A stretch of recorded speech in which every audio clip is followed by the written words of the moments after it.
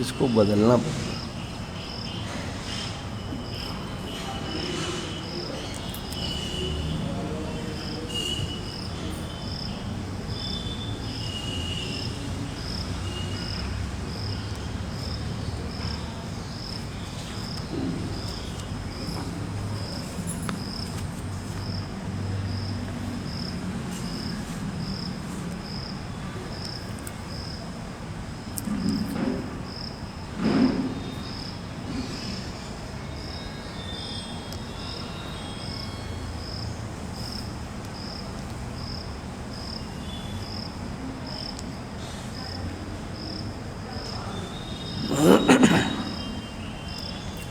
नारायण नारायण नारायण नारायण ओम नमो ब्रह्मादिभ्यो ब्रह्म विद्या संप्रदाय कर्तृभ्यो वंश ऋषिभ्यो महदिभ्यो नमो गुरुभ्यः। शंकरं शंकराचार्यं केशवं वादरायणं सूत्रभाष्यकृतौ वन्दे भगवन्तौ पुनः पुनः। प्रशान्तभावं शिवमद्वितीयं प्रदायकं मुक्तिमखण्डबोधं प्रणाशकं मोहमदादिदोषान् प्रणमामि तं सद्गुरुवामदेवम्।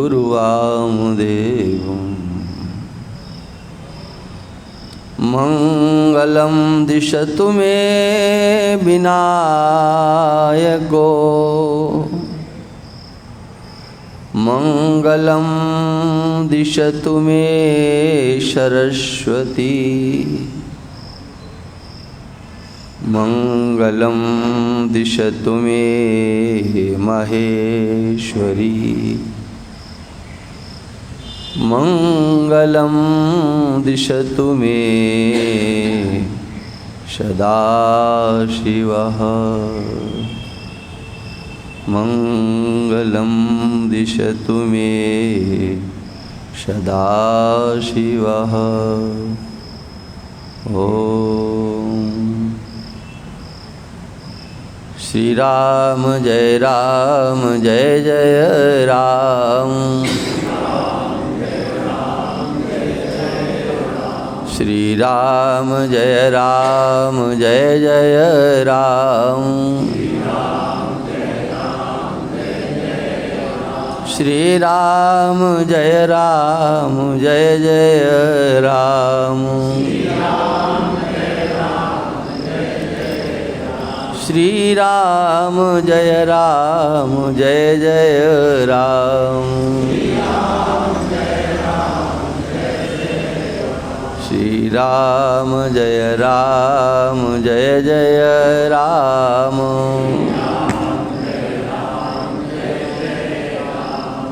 श्री राम जय जय राम श्री राम। बोलिए सच्चिदानंद भगवान की, श्री राम धाम सरकार की, सत्य सनातन धर्म की। नमः पार्वती पते हर हर महादेव। कुन्तिवाच नमस्ये पुरुषं त्वाद्य मीश्वरं प्रकृतेः परम् अलक्ष्यं सर्वभूतानां मन्तर्बहिरवस्थितं मायाजवनिकाच्छन्न मज्ञाधोक्षजमव्ययम् न लक्ष्यसे मूढ़दिशा नटो नाट्यधरो यथा तथा परमहंसानां मुनीनाममलात्मनां भक्तियोगविधानार्थं कथं पश्येम हि स्त्रियः।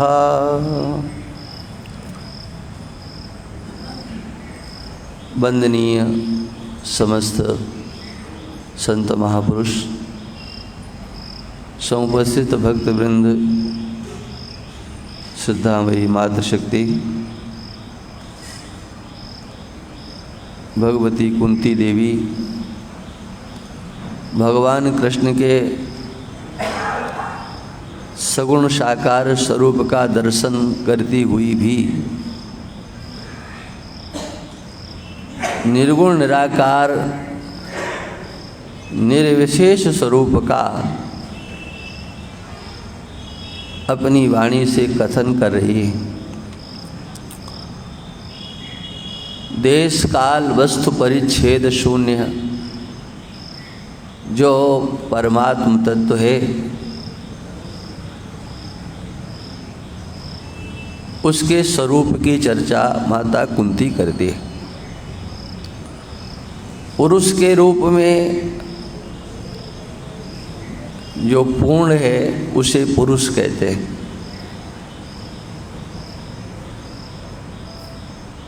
पूर्ण है तो वो सर्वत्र है, पूर्णत्वात्। जो पूर्ण है उसकी अनुपलब्धि कहीं किंचित मात्र कभी होती नहीं।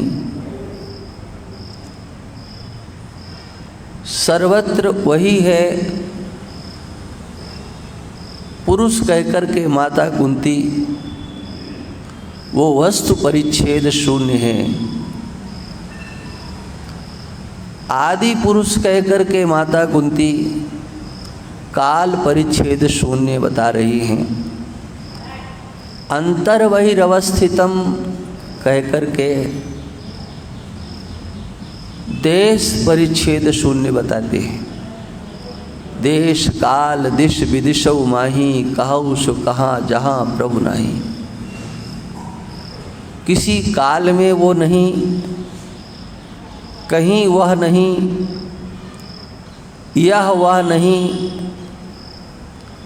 इन समस्त परिच्छेदों से, तीनों परिच्छेदों से शून्य। अव्यय कहकर के माता कुंती उन्हें निर्विकार कहती हैं। प्रकृति से परे कहकर के निर्गुण निराकार कह रही हैं। वो उपलब्धि स्वरूप है, ऐसा स्वरूप नहीं है जिसका वर्णन किया जाए और उपलब्ध न हो। निर्गुण होते हुए, अव्यक्त होते हुए, अव्यय होते हुए, प्रकृति से परे होते हुए भी उसकी स्थिति का वर्णन भी माता कुंती स्पष्ट रीति से करती है। सर्वभूतानाम अंतर, समस्त प्राणियों के वो अंतर है। अंतर स्थिति को एक प्रकार से, एक बार अच्छी प्रकार से समझ लिया जाए तो अंतर और बाहर का भेद भी समाप्त हो जाता है।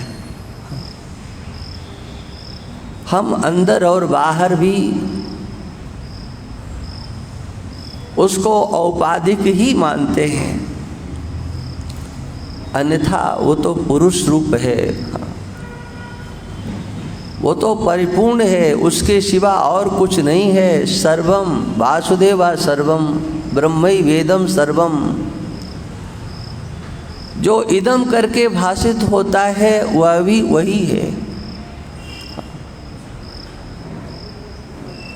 मम करके जो भाषित होता है वही भी वही है, और अहम करके जो भाषित होता है वह भी वही है। सब कुछ अंदर बाहर इन 3 शब्दों से ही तो कहा जा सकता है। किसी को इदम रूप में कहते हैं, किसी को मम रूप में कहते हैं, किसी को अहम रूप में कहते हैं। इदम मम अहम के रूप में जो भी अभिव्यक्ति है, जिसको भी हम कह रहे हैं, वो एक ही तो है, वो अलग नहीं है, वो पृथक नहीं है। हमारे अंतस्थ उसकी स्थिति है, जो अंतर उसकी स्थिति है वही स्थिति तो बाहर है।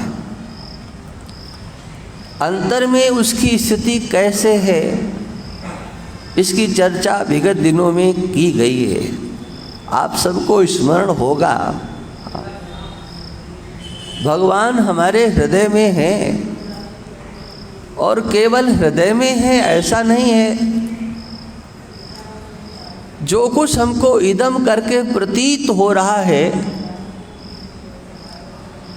ये मेरा हाथ, ये इदम रूप से भाषित होता है। मेरा मन,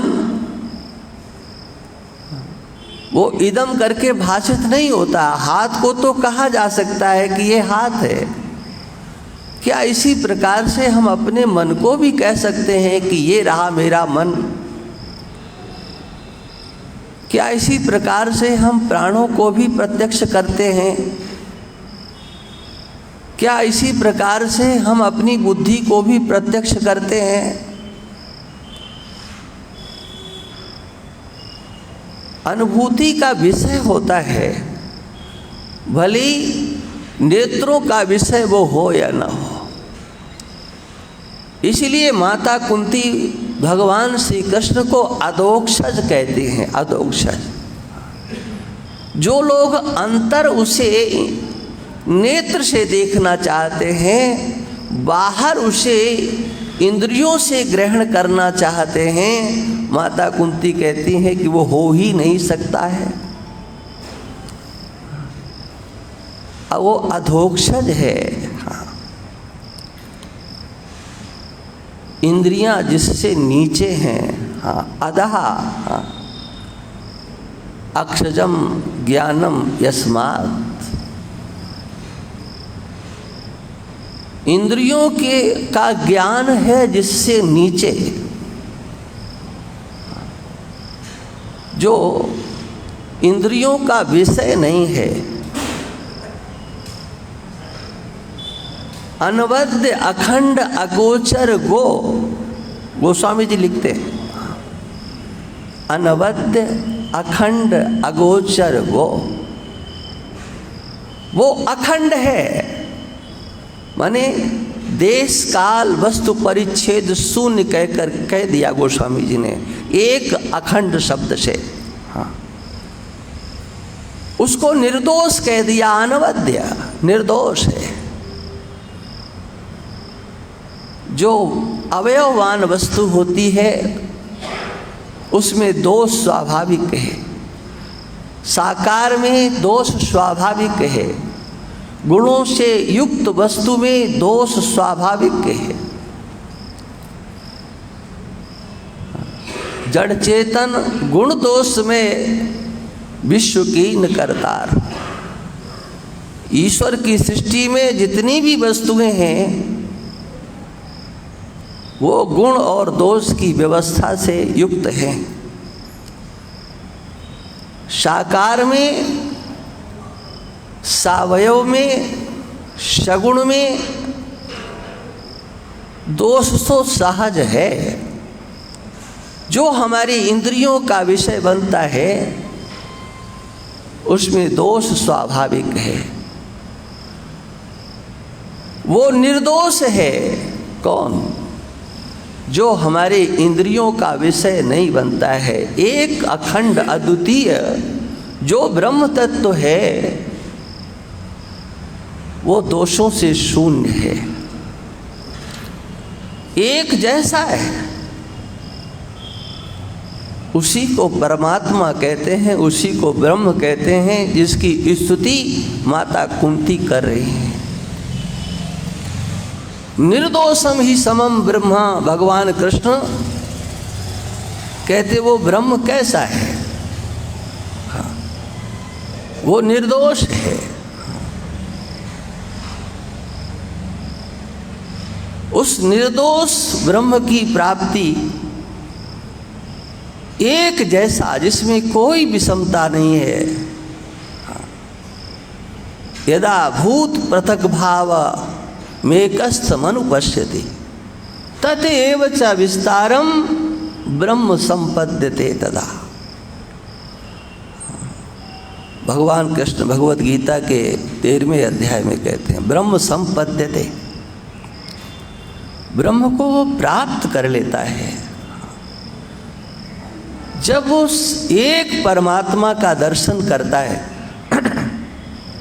वह एक अद्वितीय तत्व, दोषों से शून्य, सम है। भगवान कृष्ण कहते हैं निर्दोषम ही समम, ब्रह्म सम है, दोष से रहित है, वो अधोक्षज है, इसलिए अनवद्य अखंड अगोचर गो। वो इंद्रियों का विषय नहीं हो सकता। ये माता कुंती भगवान के स्वरूप की चर्चा कर रही हैं, इस बात का ध्यान रखना। हाँ, ज़्यादा बुद्धि मत लगा देना कि भगवान का दर्शन तो जाने कितनों को हुआ है। हाँ, सगुण साकार स्वरूप का दर्शन हुआ है, निर्गुण निराकार स्वरूप का दर्शन किसी को नहीं हुआ है। वो चक्षु इंद्री का विषय नहीं, वो किसी भी इंद्री का विषय नहीं है, वो अविषय है, क्योंकि वो इंद्रियों से परे है, जो इंद्रियों से परे तत्व है। हाँ, उसकी सत्ता सर्वत्र है, वो अंतर है। अंतर में कहाँ नहीं है? देखो, बाहर ढूंढने से पहले अंतर उसकी स्थिति को अच्छी तरह से हम समझें। अंदर है तो अंदर माने कहाँ? ये हमारी जो त्वचा है, ये तो इंद्रियों का विषय है। इस त्वचा से, चमड़ी से और अंतर, क्या उसकी अभिव्यक्ति नहीं है? क्या वो नहीं है? स्थूल शरीर में ऐसी कौन सी जगह नहीं है, ऐसी कौन सी जगह है जहाँ पर उसकी उपलब्धि नहीं है? स्थूल शरीर में सर्वत्र उसकी व्याप्ति को देखने का प्रयास करना चाहिए।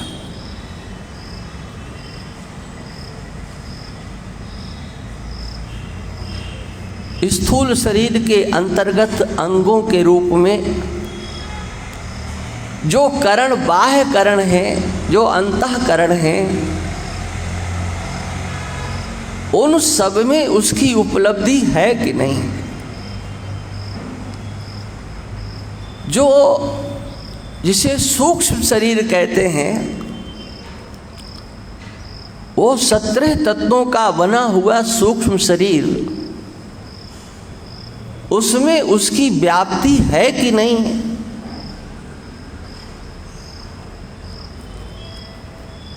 उसकी व्याप्ति का दर्शन अंतस्थ होना चाहिए। अंतर सर्वत्र है, लेकिन दृष्टि का विषय नहीं है। ये हमारे आपकी अनुभूति का विषय है। मैं हूँ, इस प्रकार का अनुभव इस शरीर को पृथक करके, सूक्ष्म शरीर से पृथक होकर के आप कर सकते हो कि नहीं? ये हो सकता है कि नहीं? अज्ञान के वशीभूत होकर के संसार के लोग, अविद्या के वशीभूत होकर के प्रत्यक्ष में अपनी सत्ता का दर्शन करते हैं। यही तो देहात्मवाद है, और क्या। अपनी सत्ता को केवल इस 3.5 हाथ में ही स्थापित कर देने वाले वो सनातन धर्मी तो नहीं हो सकते, क्योंकि सनातन धर्म में तो यही पग पर सिद्ध किया गया है कि इस देह से पृथक वह तत्व है, उसे समझने का यत्न करना चाहिए। अंतः तो अंतर माने कहाँ उसकी व्याप्ति नहीं है, वही व्याप्त है। उसने प्रवेश किया, तत्सृष्ट्वा तदेवानुप्राविशत्, सृष्टि करके और उसमें प्रविष्ट हो गया। कहाँ प्रविष्ट हुआ? आनखाग्रेभ्यः, संपूर्ण शरीर में, नाखून के अग्रभाग से लेकर के मस्तक पर्यंत कहीं कोई ऐसी जगह नहीं है जहाँ उसकी व्याप्ति नहीं है। वो सर्वत्र है, उसी का नाम परमात्मा है। और उसकी व्याप्ति की यही एक महिमा है। वो क्या है? जो अच्छा नहीं है वो अच्छा लग रहा है। सोचो, संसार में ममता का विषय कौन? आपकी प्रियता का विषय कौन? आपके स्नेह का विषय कौन? आप जिसे अपना आत्मी कहते हो वो कौन? क्या कभी विचार किया? शरीर से प्रेम करते हो या शरीर में जो व्याप्त परमात्म सत्ता है उसके आप प्रेमी हो? प्रेम आपका किससे है? जिसे आप अपना पुत्र कहते हो, पिता कहते हो, जिसे आप पत्नी कहते हो, जिसे आप पति कहती हो, कुछ भी कहते हो, यथार्थ में आपका प्रेम क्या उस आकृति से है या उस आकृति के अंतर्गत जो नहीं दिखाई दे रहा है उससे है? आप हाथ के प्रेमी हो कि पैर के प्रेमी हो कि समग्र शरीर के प्रेमी हो, या उस शरीर के अंतर्गत व्याप्त जो परमात्म सत्ता है उसके हो? आप किसके प्रेमी हो? आपकी ममता किससे है? कहते महाराज छूट नहीं रहा है, तो जो नहीं छूट रहा है वो क्या चीज है? हाँ, यदि तुम ये स्थूल आकृति मानते हो तो इसे तो तुम ऐसे छोड़ते हो कि जैसे इसके कोई लेना ही देना ना हो। हाँ, बढ़िया सजा धजा करके कपड़ा उड़ा करके कहते हो जाओ अब ले चलो। हाँ, छोड़ देते हो कि नहीं? आपको देखना ये है कि यथार्थ तथ्य क्या है। अंतर, सर्वत्र अंतर है, और जो अंतर सर्वत्र है वास्तव में हम उसी के प्रेमी होते हैं। हाँ, हम जानते नहीं हैं, बात केवल इतनी होती है। हम उससे जो प्रेम करते हैं उसकी आकृति से नहीं, आकृति बहुत अच्छी हो, लेकिन सूक्ष्म शरीर विकृत हो तो बताओ क्या स्थिति होगी। सूक्ष्म शरीर भी हो, क्योंकि वो दृष्टि का विषय नहीं, लेकिन वो कार्य न कर रहा हो। मैंने एक बालक को देखा, लगभग 25 साल का हो गया, शरीर है, शरीर हृष्ट पुष्ट भी है, लेकिन निष्क्रिय है, कुछ कर नहीं सकता, अपने आप कोई क्रिया नहीं कर सकता। उसे दिखाई भी देता है, सुनाई भी देता है, लेकिन कुछ क्रिया नहीं कर सकता है। फिर भी उसका लालन पालन उनके माता पिता करते हैं। उसके पास बुद्धि नहीं है, व्यवहार करने की क्षमता नहीं है।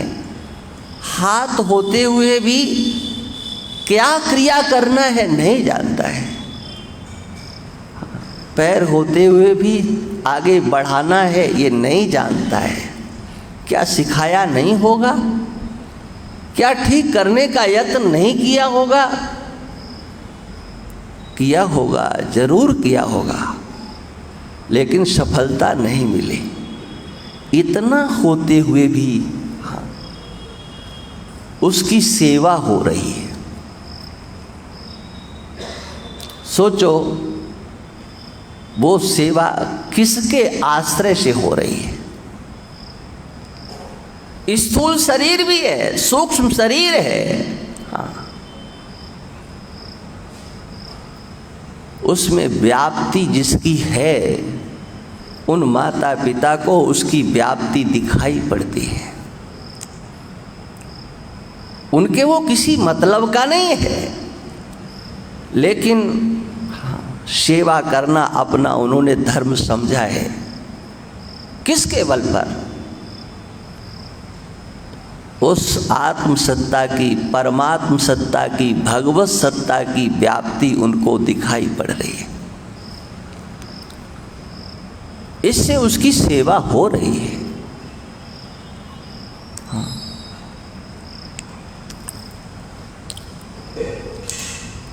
मैं उसके यहाँ गया था देखने के लिए, इसलिए लेकर के वो लोग गए थे। संसार के लोगों की अपेक्षा होती है, हो सकता है महात्मा की दृष्टि पड़े तो ठीक हो जाए, आशीर्वाद दें तो ठीक हो जाए, ऐसा भावना रहती है। लेकिन हम तो जानते हैं कि हमारे अंदर तो दम नहीं है कि हमारे आशीर्वाद से कुछ हो जाएगा, किंतु जाना पड़ता है। वहाँ पर हमारा चिंतन इसी बात पर गया कि अब इस शरीर में है क्या। हाँ, व्यवहार का अभाव है, क्योंकि बुद्धि का अभाव है। करण होते हुए भी व्यापार संपन्न नहीं हो रहा है, किंतु सभी कोशों की उपलब्धि होते हुए भी निष्क्रियता है। हाँ, फिर भी व्यवहार माता पिता के द्वारा किया जा रहा है। क्या है? वही है आत्म चेतना, वही है परमात्म चेतना, जिसकी व्याप्ति है, किंतु वो दृष्टि का विषय नहीं है। हाँ, माता कुंती कहती हैं अधोक्षजा, हाँ, इंद्रियों के विषय आप नहीं हैं। हाँ, आपकी ये मूर्ति बड़ी विलक्षण है,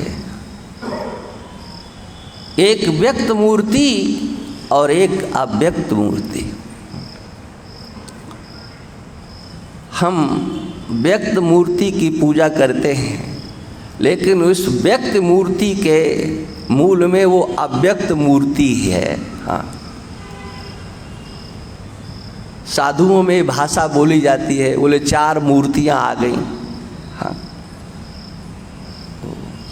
अरे मूर्तियां क्या है? हाँ, आकृति है ना। वो ये नहीं कहेंगे कि ये सन्यासी आ गए कि वैष्णव आ गए कि हाँ 4 मूर्तियां हैं। हाँ, ये व्यक्त मूर्ति है, लेकिन उन व्यक्त मूर्तियों के बीच में हाँ, वो अव्यक्त मूर्ति भी है।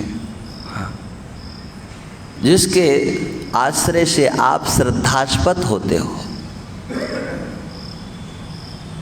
साधु के अंतर्गत क्या है जिससे आप प्रेम करते हो? आपके परिवार के परिजनों में क्या है जिनसे आप ममता करते हो? कभी इस गहराई से, इस चिंतन का कभी गहराई से विचार करना चाहिए। भगवान कृष्ण कहते हैं हाँ, अव्यक्तम व्यक्तिमापन्नम मन्यन्ते माम बुद्धयः। हाँ, अब मैं अगर इस बात को कहूँ तो आप लोग नाराज हो जाओगे।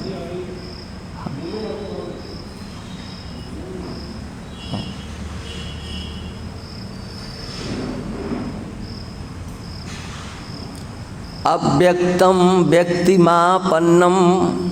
हाँ, मैं अव्यक्त हूँ, लेकिन मुझको लोग क्या समझते हैं? मेरे को व्यक्त समझते। तो कौन लोग हैं जो व्यक्त समझते हैं? का जिनके पास बुद्धि नाम की चीज नहीं है। अव्यक्तम व्यक्तिमापन्नम मन्यन्ते माम बुद्धयः परम भावमजानन्तो मम भूत महेश्वरम। हाँ, परम भावम मम अजानन्तः। हाँ, मुझे ईश्वर रूप से कितने लोग मुझको जानते हैं? वो तो व्यक्त मानते हैं। हाँ, और इस बात को एक बार नहीं, भगवान कृष्ण भगवत गीता में अनेक बार कह चुके हैं। हाँ, हम लोग पढ़ते हैं लेकिन ध्यान नहीं जाता। हाँ, मया तत्मिदं सर्वं जगदव्यक्त मूर्तिना इदम सर्वम मया ततम व्याप्तम। ये समग्र मेरे से व्याप्त है। ततम माने व्याप्तम।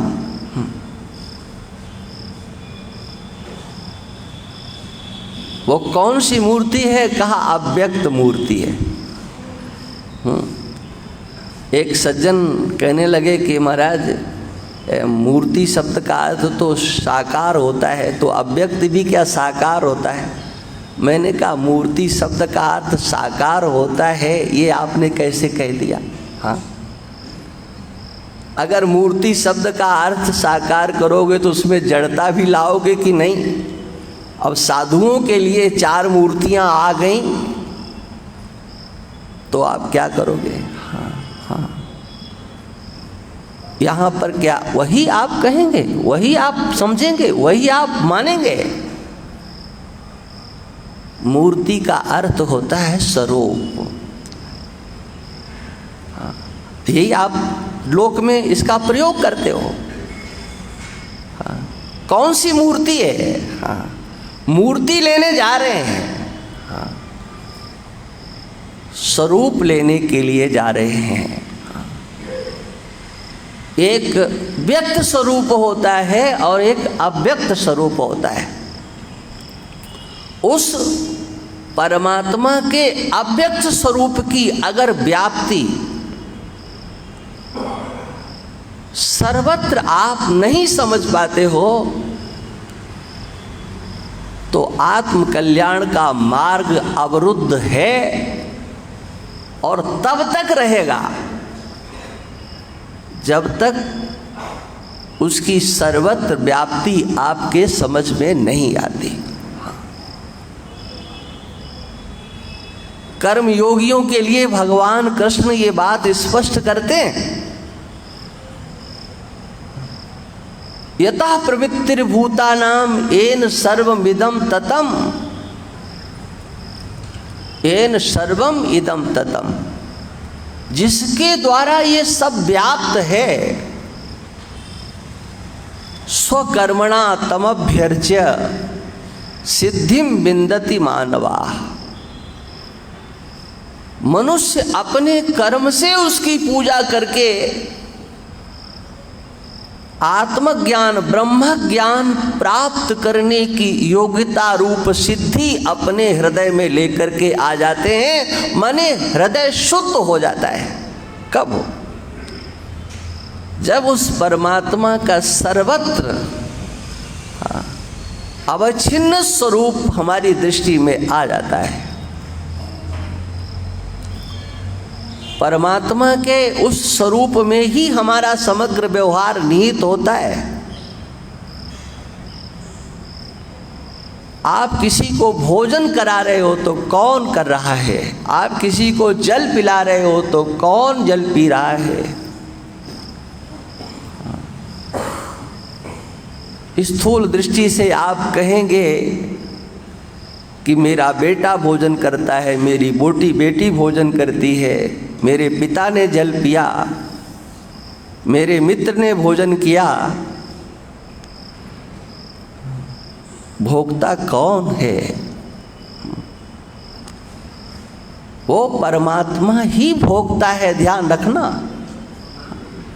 उसके सिवा और किसी में भोक्तृत्व सिद्ध हो ही नहीं सकता। माने खाना पीना चलना फिरना, उसमें है कुछ नहीं। गोस्वामी जी यही तो वर्णन करते हैं। क्या? पैर नहीं है लेकिन फिर भी चलता है, हाथ नहीं है फिर भी ग्रहण करता है, आंख नहीं है फिर भी देखता है। हाँ, कैसे? कहा यही तो अलौकिकता है, यही तो दिव्यता है। और क्या है? पश्यत चक्षुष श्रोणोत अकर्णः, वो बिना आंख के देखता है, बिना कान के सुनता है। श्रोता भी वही, दृष्टा भी वही, भोक्ता भी वही, मनता भी यही वही, ज्ञाता भी वही, सब कुछ वही है। ये तो हमारे प्रक्रिया ग्रंथों में जो समझाया जाता है ना, उसका उद्देश्य शनै शनै सोपानक क्रम से लेकर के चलते हैं। हाँ, सोपानक क्रम से, शरीर से पृथक उसको समझना है। इसलिए कहा अन्नमय कोश से परे है इत्यादि। तीनों शरीरों से पृथक स्थूल सूक्ष्म कारण शरीर। हाँ, किंतु मूल बात तो इतनी है, जो इदम रूप से कहा जाता है, भगवान कहते हैं मया ततम, मेरे से वो व्याप्त है। अंतर भी वही, बाहर भी वही। हाँ, उसके सिवा और कुछ नहीं है। भूतानाम अंतर वही रवस्थितम, बल्कि अंतर और बाहर के भेद से शून्य वही तो है, दूसरा है कौन? हाँ, जिसमें कोई भेद नाम की चीज नहीं है। हाँ, अभेद दर्शनम ज्ञानम ध्यानम निर्विषयम मनः। ज्ञान नाम किसका है? हाँ, अभेद दर्शन ही, इसी का नाम ज्ञान है। एक अद्वितीय तत्व का दर्शन करना। विद्या विनय संपन्ने ब्राह्मणे गविहस्तिनी सुनिचैव स्वपाके च पंडिताः समदर्शिनः। जो पंडित होते हैं, विद्वान होते हैं, वो समदर्शी होते हैं। सम माने ब्रह्मदर्शी होते हैं, सर्वत्र ब्रह्म का दर्शन करते हैं। वो है, अभाव में कभी भाव का दर्शन नहीं होता है का दर्शन ही दर्शन होता है। नहीं है और उसमें हम उसकी परिकल्पना कर लेते हैं, हाँ, तो वो प्रतीकोपासना हो सकती है, हमारी भावना हो सकती है। अस्तित्व को स्वीकार करके बुद्धिपूर्वक उसमें श्रद्धा करना, यही तो महात्मा का लक्षण है, और क्या है। हाँ, तैत्तिरीयोपनिषद में संत किसे कहते हैं, ये उपनिषद में आया है। हाँ, किसी वेश की चर्चा नहीं है। अस्ति ब्रह्मेति चेद वेद संत मेनम ततो विदु। हाँ, उसको विद्वान लोग संत कहते हैं। हाँ, किसको? अस्ति ब्रह्मेति चेत वेद। चेत शब्द का प्रयोग किया यदि, हाँ, ये जल्दी बात समझ में नहीं आती है कि ब्रह्म है। हाँ, ये हमारी बुद्धि का विषय बन जाए। जान लिया ब्रह्म है तो बोले आप संत हो गए हो। कपड़े कैसे हैं, कर क्या रहे हो, इसकी चर्चा श्रुति भगवती नहीं करती है, कहती आप संत हो। हाँ, संतो दिशंति चक्षुंसी वही ररगः समुत्थितः। भगवान कृष्ण कहते हैं संतो दिशंति चक्षुंसी। जो संत होते हैं, हाँ, वो नेत्रों को देते हैं। माने संत की परिभाषा श्रुति ने कर दी। चेत शब्द से दुर्विज्ञता भी सिद्ध कर दी कि सामान्यतया नहीं, यदि विचार पूर्वक जिसने ये समझ लिया ब्रह्म है, अस्ति ब्रह्मेति चेत भेद। हाँ, ब्रह्म की अस्तित्व को अगर जान लिया तो आप संत हो। हाँ, यदि आपने जान लिया है तो आप दूसरे को भी दृष्टि दे सकते हो जी। हाँ, संतो दिशंति चक्षुंसी, वो दृष्टि देते हैं। कौन सी दृष्टि देते हैं, कौन सा नेत्र देते हैं?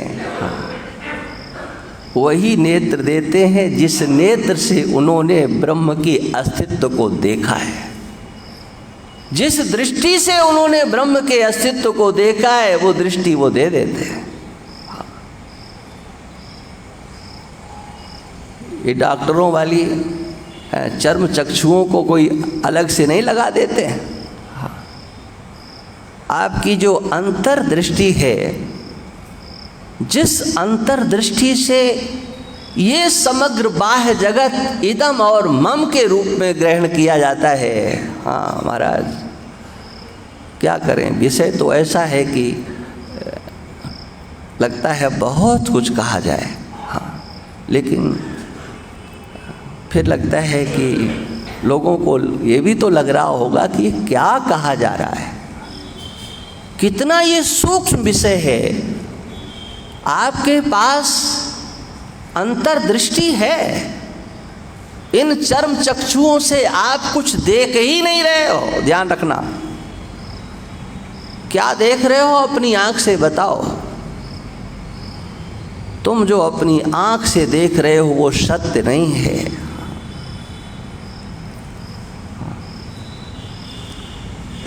तुम जिसको मान रहे हो वो सत्य नहीं है। तुम जिसकी पूजा कर रहे हो वो सत्य नहीं है। नेदम यदि तुम उपासते, वो तो उससे बिल्कुल पृथक है, एकदम पृथक है। इदम रूप से क्या भाषित हो रहा है जी? आपने क्या निर्धारित किया है? आपकी दृष्टि उस इदम में परिकल्पना के सिवा और कर ही क्या सकती है? इदम में ही परिकल्पना की है। चाहे नाम की परिकल्पना हो, चाहे रूप की परिकल्पना हो, चाहे संबंध की परिकल्पना हो, चाहे जाति की परिकल्पना हो, चाहे क्रिया की परिकल्पना हो, समस्त परिकल्पनाएं ही हैं। और वो इन चर्म चक्षुओं से नहीं होती हैं। वो सारी परिकल्पनाएं आपके अंतर के नेत्र से होती हैं। वो चाहे राग की दृष्टि हो, चाहे द्वेष की दृष्टि हो, चाहे ममता की दृष्टि हो, चाहे मोह की दृष्टि हो, हाँ, वो दृष्टियां तो अंतर की होती हैं। अरे बाहर क्या है? हाँ, क्या आपका नेत्र देख रहा है? इस पर आप गहराई से विचार करेंगे तो पता चलेगा। अंतर वही अवस्थितम, वो अंतर और बाहर सर्वत्र है, लेकिन वो अधोक्षज है। इंद्री से इस बाह्य नेत्रेंद्री से वो देखा ही नहीं जा सकता। नेत्र तो चाहिए किंतु अंतर नेत्र चाहिए। ये इंद्रियों का स्वभाव तो बहिर्मुखता का ही है। परांचिखानी वितरण स्वयंभू तस्मात् परांग पश्यति नान्तरात्मन। अंतर का परमात्मा दिखाई नहीं पड़ता है, इन नेत्रों से नहीं दिखाई पड़ेगा। किंतु नेत्र भी कहीं खरीदने के लिए नहीं जाना है। वो नेत्र तो आपके पास है, निश्चित रीति से है, किंतु उस नेत्र को हाँ खोलना नहीं चाहते, बंद रखना चाहते। हाँ, ऊधो ज्ञान चर्चा सुहाती नहीं है। हाँ हाँ, ये चर्चा ही अच्छी नहीं लगती है। हाँ, भक्ति रूपी मणि को प्राप्त करने के लिए गोस्वामी जी कहते हैं, हाँ, मर्मी सज्जन सुमति कुदारी ज्ञान विराग नयन उर्गारी। जो परम प्रकाश रूपी भक्ति मणि है, उस परम प्रकाश रूपी भक्ति मणि को प्राप्त करने के लिए तो हाँ, ज्ञान और वैराग्य, इन दो नेत्रों की जरूरत पड़ती है। हाँ, लेकिन ये तो हमें पसंद ही नहीं है। हाँ, चलो ज्ञान की चर्चा तो सुन भी लेते हैं, लेकिन समस्या आती है कि वैराग्य की भी बात बाद में आती है। हाँ, तो ये तो बड़ा कठिन। हाँ महाराज, ये हम लोगों का काम नहीं है।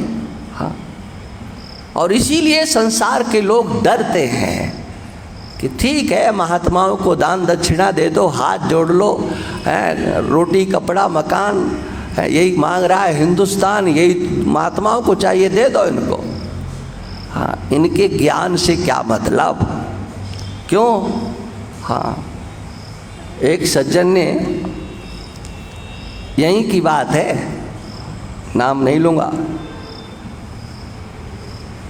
यहाँ पर चर्चा कर रहे थे तो बोले महाराज अगर आप जैसा बता रहे हो और मान लीजिए मेरे को ये ज्ञान हो गया तो फिर मेरी इस दुकान मकान का क्या होगा?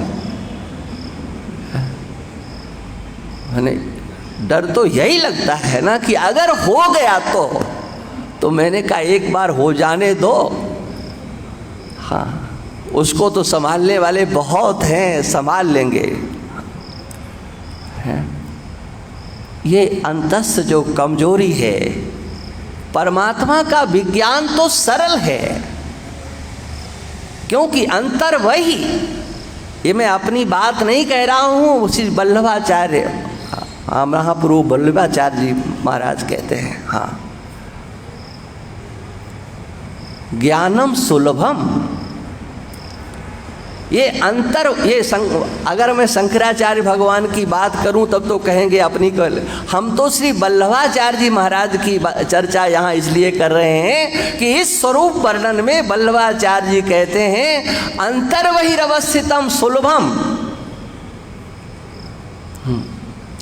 जो अंतर और बाहर है उसका ज्ञान तो सुलभ है। हाँ, और गोस्वामी जी महाराज ऐसा लगता है यहीं से अनुवाद करते हैं, निर्गुण रूप सुलभ अति। हाँ, श्री वल्लभाचार्य महाभाग तो सुलभम कहते हैं।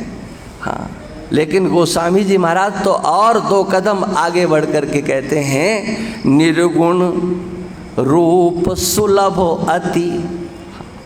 अति सुलभ है, अनादित्वात् निर्गुणत्वात् परमात्मायम अव्यया शरीर स्थोपि कौन्तेय न करोति न लिप्यते। ये निर्गुण स्वरूप तो अति सुलभ है। बोले सगुण, अरे का अभी तक कोई उसको जान ही नहीं पाया। हाँ, देखिए आप सगुण और निर्गुण की स्थिति। हाँ, गोस्वामी तुलसीदास जी कहते हैं सगुण जान नहीं कोई, सगुणता को, सगुण साकार स्वरूपता को कोई जानता ही नहीं है। हाँ हाँ, क्योंकि ये जो सगुण साकार है उसमें उसे आप अच्छाई समझ लेना या कमजोरी समझ लेना। हाँ, वहाँ पर एक रूपता तो है ही नहीं, इत्थम ऐसा ही है, ऐसा नहीं कहा जा सकता। हाँ, भगवान कितने सुंदर हैं, क्या ये वर्णन किया जा सकता है? आप भगवान की सुंदरता को जान गए? भगवान में कितनी सामर्थ्य है, क्या आप उनकी शक्ति को जान पाएंगे? भगवान में कितना ऐश्वर्य है, क्या आप उसे कभी जान पाओगे? उसकी थाह तो आप ले ही नहीं सकते हो। हाँ, लेने का प्रयास करो। हाँ,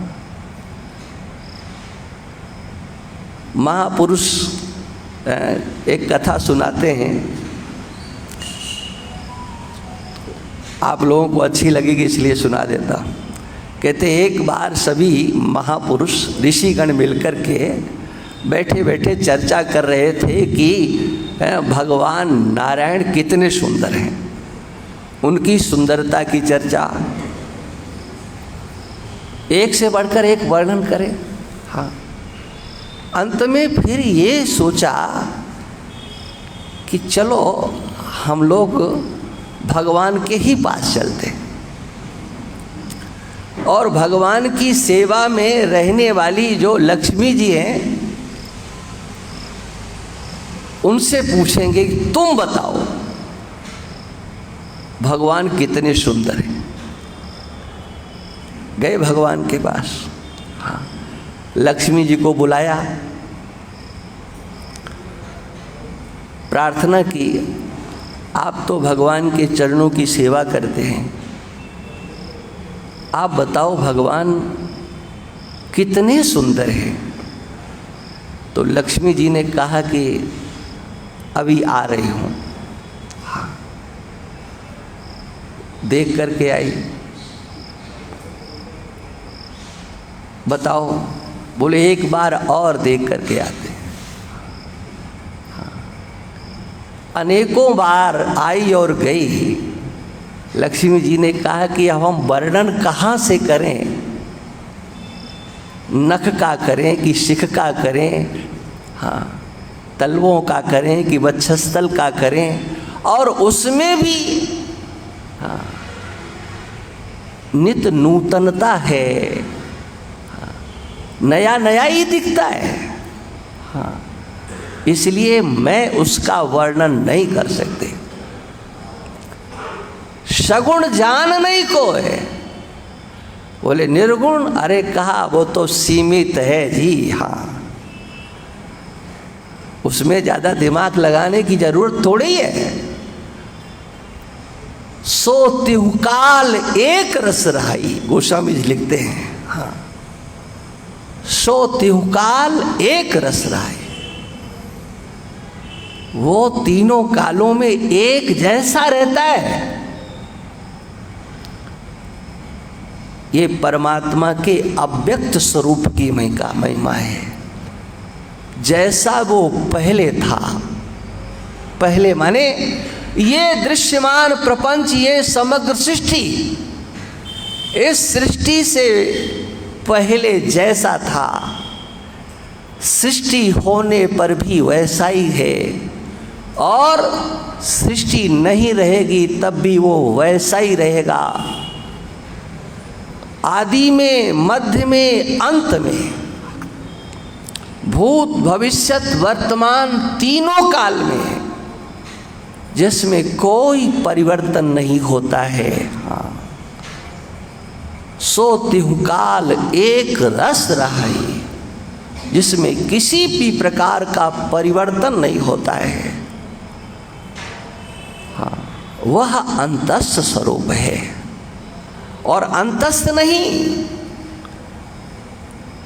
बाहर भी उसकी उसी प्रकार से व्याप्ति है। जैसे अंतस्थ व्याप्ति है, अंतस्थ से, हाँ, वेदांत दर्शन के प्रेमी थोड़ा इस बात पर ध्यान देंगे। हाँ, अंतस्थ माने क्या? हाँ, एक दृष्टि का विषय है ये स्थूल शरीर, लेकिन क्या सूक्ष्म शरीर भी हमारी दृष्टि का विषय है? हाँ, ये अन्नमय कोश, इसकी तो विवक्षा हम कर सकते हैं कैसा है। अन्येन जीवत विनश्य तद विहीना। हाँ, लेकिन जो सूक्ष्म शरीर है वो हमारी दृष्टि का विषय नहीं है। लेकिन वो 17 तत्वों का बना हुआ जो सूक्ष्म शरीर है, बताओ उस सूक्ष्म शरीर में उसकी व्याप्ति है कि नहीं? समझ में बात आ रही है कि नहीं? महावीर जी, सूक्ष्म शरीर में उसकी कहां व्याप्ति नहीं है बताओ? जिसको लिंग शरीर बोलते हैं, 17 तत्वों का बोलते हैं। अरे कारण शरीर में भी उसकी कहां व्याप्ति नहीं है? हाँ, वो कारण किसके आश्रय से है? हाँ, वो आश्रय नहीं हो तो वो बेचारा रहेगा कहाँ? हाँ, व्याप्ति है, उसकी व्याप्ति है। अंतर, अंतर उसकी सर्वत्र व्याप्ति है, अंतर व्याप्ति है। ये अंतर व्याप्ति ठीक तरह से हृदयस्थ हो जाए। हाँ, अस्ति अस्ति अस्ति, अंतर अस्ति अस्ति ब्रह्मेति चेत वेद, संत में नम ततो विदुः। हाँ, वो तो संतत्व से युक्त हो गया जो अंतस्थ में जिसने समझ लिया है। लेकिन वो इंद्रियों से, चर्म चक्षुओं से नहीं समझा जा सकता है। चलो इसके आगे की चर्चा करेंगे। श्री राम जय जय राम, श्री राम जय जय राम, श्री राम जय जय राम। बोलिए सच्चिदानंद भगवान की, श्री राम धाम सरकार की, सत्य सनातन धर्म की जय। धर्म की जय, अधर्म का प्राणियों में विश्व का, गौ माता की जय हो। गौ हत्या नमः पार्वती पते, हर हर महादेव।